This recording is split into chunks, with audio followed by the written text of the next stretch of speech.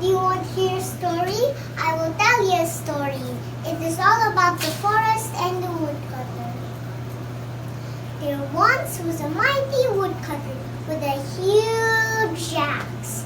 He cut down the whole forest from one end of the land to the other. The trees grew afraid when his footsteps were heard. No trunk, no matter how big, could withstand the swing of the woodcutter.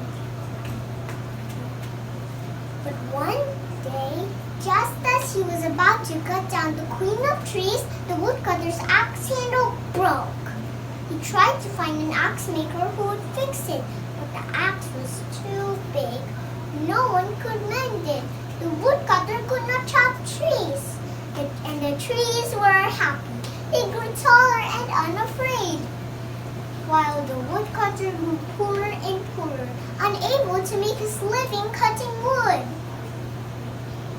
One day, desperate, the woodcutter went to the queen of trees and begged her for one branch to mend. He promised the great tree that if she let him have a branch, he would never cut down any trees in her forest. Yes, he would go elsewhere to work and chop, leaving her trees to grow in peace and sunlight.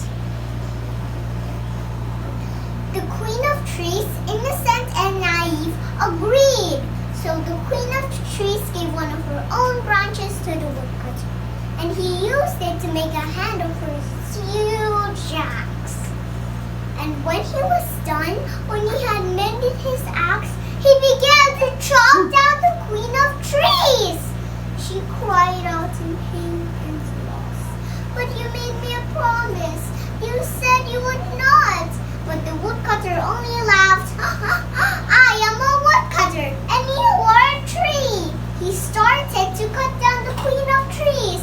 But magically, just like in everything, the good will always win over the bad. His axe turned into a plastic toy axe. And the woodcutter turned into a little boy who learned the lesson never ever to cut down trees, or you will magically turn